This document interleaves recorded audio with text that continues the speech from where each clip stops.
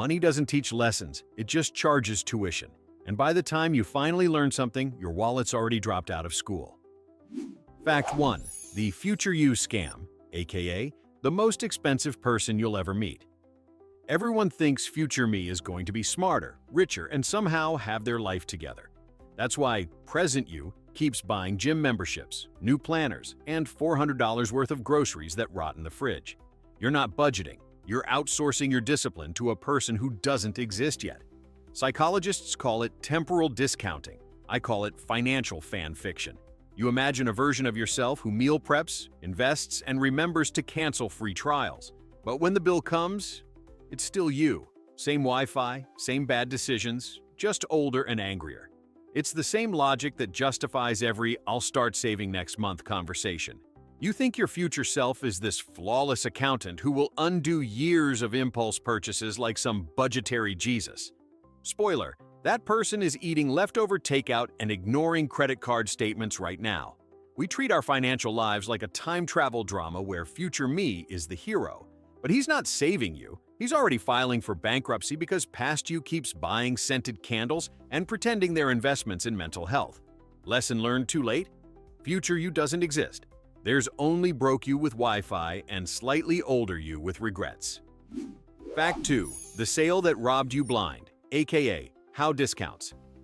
Mug your brain with a smile.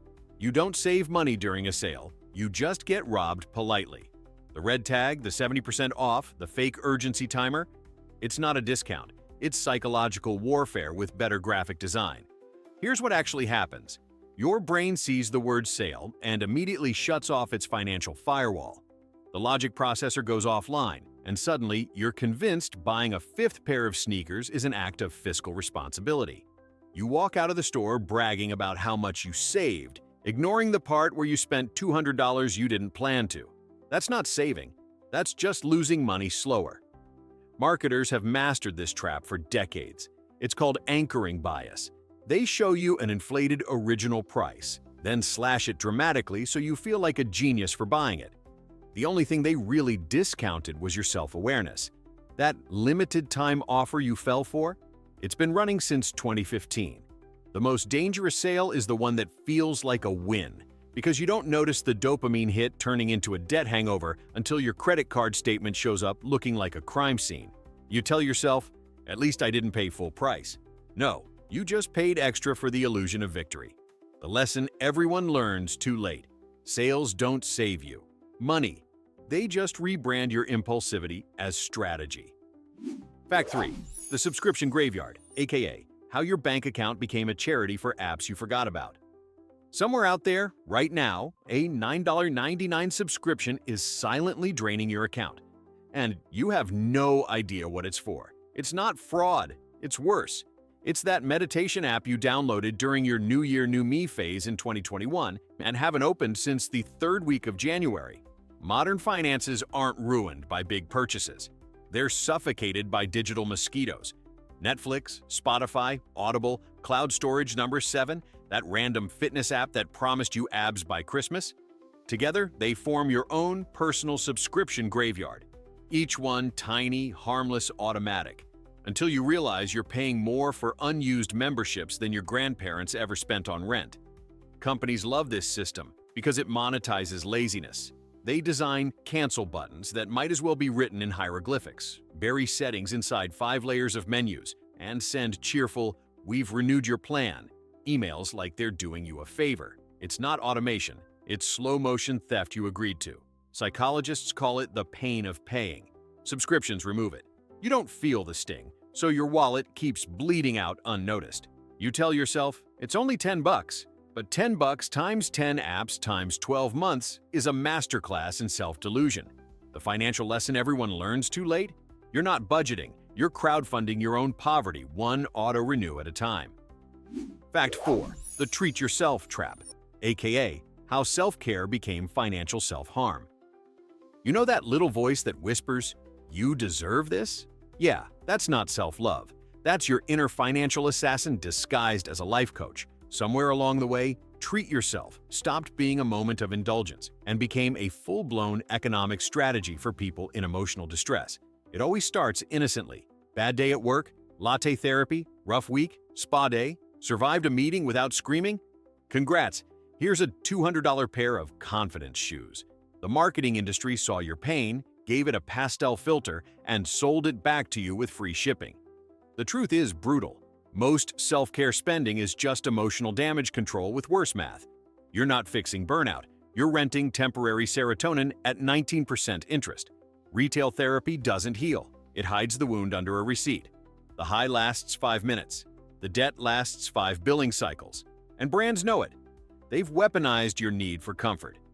You've Earned This has replaced limited time offer as the new emotional bait. Because guilt-free spending is the most profitable kind. You're not buying skincare or candles. You're buying a tiny illusion that your life is under control. The lesson everyone learns too late? Self-care doesn't come from your credit card. It comes from finally admitting that dopamine is cheaper when it's free. Fact 5. The budget spreadsheet delusion, aka why your Excel file is lying to you. You ever notice how your budget always looks perfect on paper, but your bank account looks like it's been mugged in an alley? That's because budgeting is less about math and more about self-deception with formulas.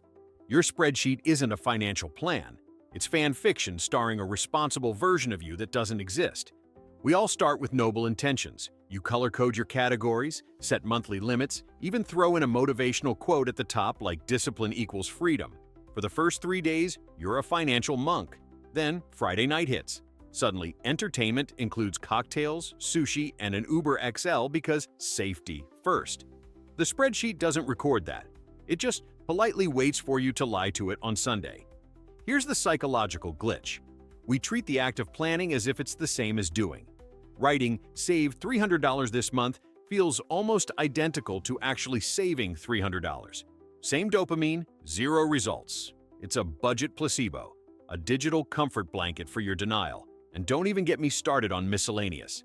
That category is where budgets go to die. It's not a column, it's a confession booth for bad decisions.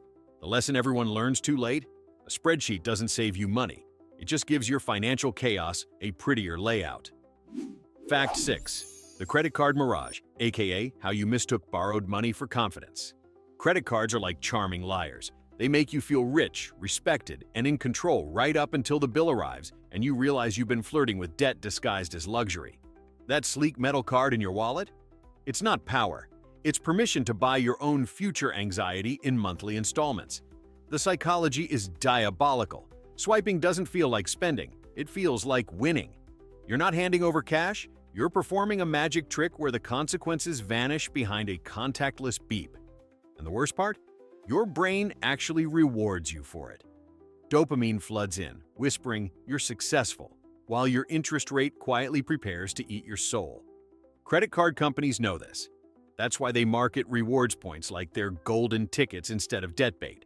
They give you one free flight after a year of paying for 10 imaginary ones in interest. You brag about earning miles while your finances are crash landing. We call it building credit, but let's be honest, most of us are just building character through humiliation. You tell yourself it's fine because you pay more than the minimum. Translation: you're donating a few extra dollars to the bank of regret each month.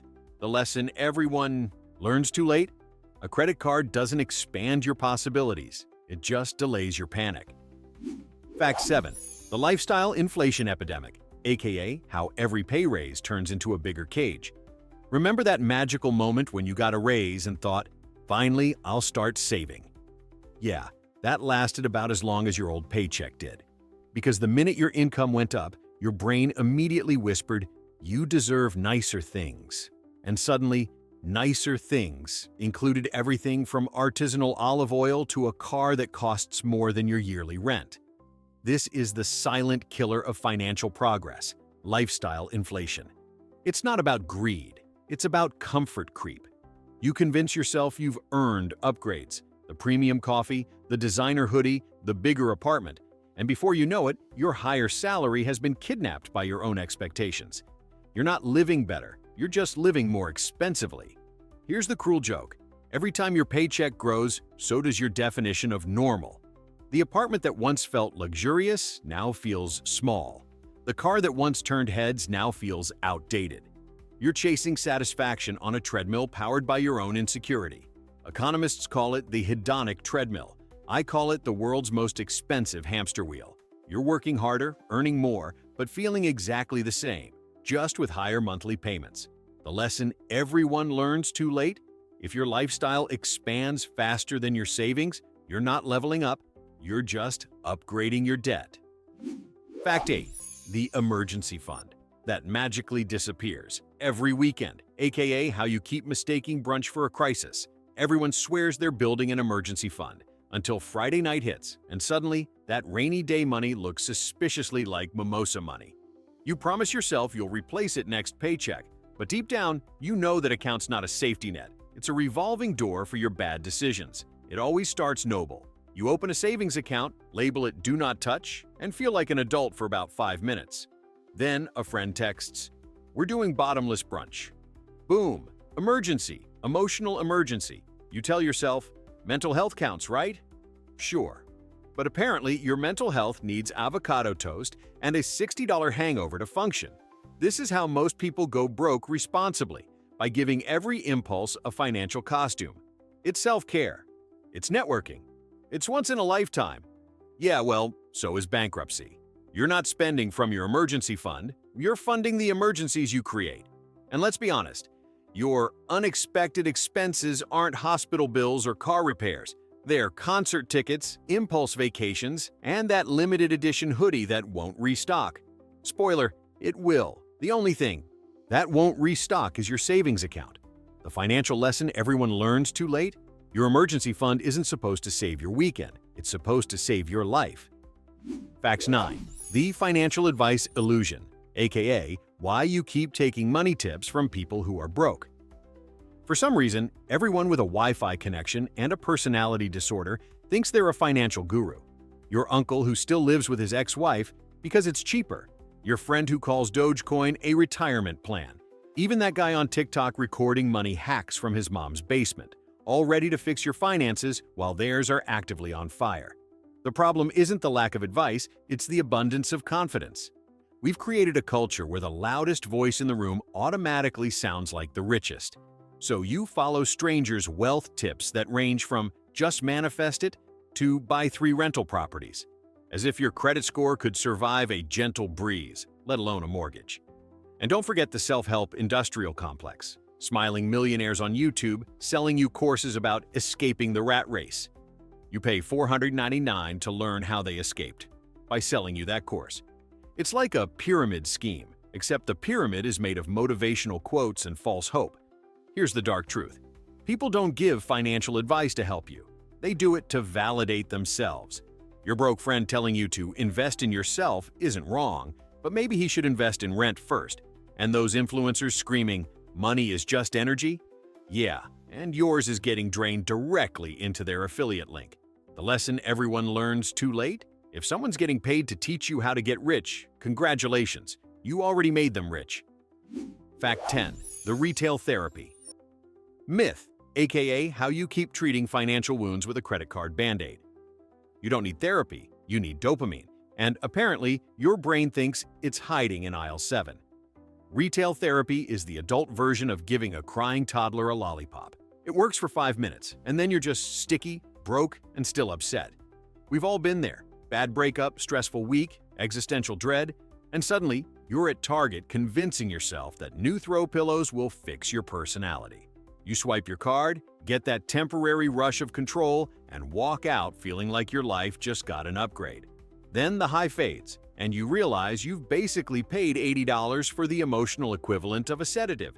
This is what psychologists call affective forecasting error, the fancy term for "you thought this would make you happy, but it didn't." Because retail therapy doesn't fix sadness. It just reschedules it for when your credit card bill arrives. You're not escaping your problems, you're just giving them express shipping. The cruel twist? The worse you feel, the more likely you are to shop again, chasing that same temporary hit. It's a cycle that turns your wallet into an emotional support animal, one that keeps dying and being reborn on payday. The financial lesson everyone learns too late? You can't buy happiness, but you can rent regret in 30-day billing cycles. Fact 11. The car upgrade. Curse, aka how your dream ride became your financial prison. Nothing says, "I've made it," like sitting in traffic, crying in a luxury car you can't afford. Buying a new car feels like leveling up, until you realize you've just signed a 6-year commitment to impress people who don't even signal when they merge. It starts innocent. Your old car still runs fine, but it's time for an upgrade. You convince yourself it's practical, better safety features, fuel efficiency, investment. Spoiler: a car is an investment in the same way ice cream is a fitness strategy. The second you drive it off the lot, it loses value faster than your resolve to meal prep. Then come the hidden costs: insurance, maintenance, premium gas, the monthly car wash, so you can pretend it's still worth what you paid. Before you know it, your new ride energy turns into can't afford to go anywhere energy. You've upgraded your vehicle but downgraded your freedom. Car companies are diabolical. They market emotion, not transportation. The commercials never show people stuck in rush hour traffic or calculating their loan interest at midnight. No, it's always a model driving through an empty desert at sunset, because fantasy sells better than finance. And here's the ultimate punchline: you work extra hours to afford the car that drives you to work. That's not status. That's a loop. The financial lesson everyone learns too late? A car shouldn't be a symbol of success. It's just a very expensive chair on wheels that depreciates faster than your paycheck. Fact 12.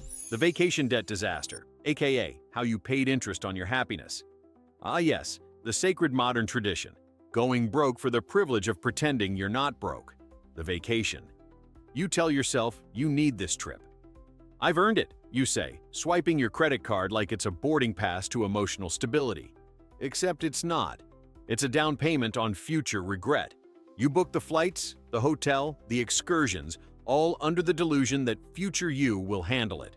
Spoiler: future you is currently sitting at a kitchen table, calculating interest and wondering if that beachfront mojito was really worth $186 after fees. It wasn't. Vacations are marketed as self-care, but they're really just socially acceptable financial hangovers. You don't travel to rest, you travel to forget your problems until your phone buzzes with a "your payment is due" notification mid-flight. You're out there, ziplining through debt, Instagramming your denial from 30,000 feet. And let's not forget the post-trip depression, when you return home to an inbox full of reality. The tan fades, the credit card balance doesn't. You start budgeting aggressively, telling yourself you'll do better next time. But you won't, because deep down, you've confused joy with escapism, and the travel industry is cashing in on that confusion one all-inclusive package at a time.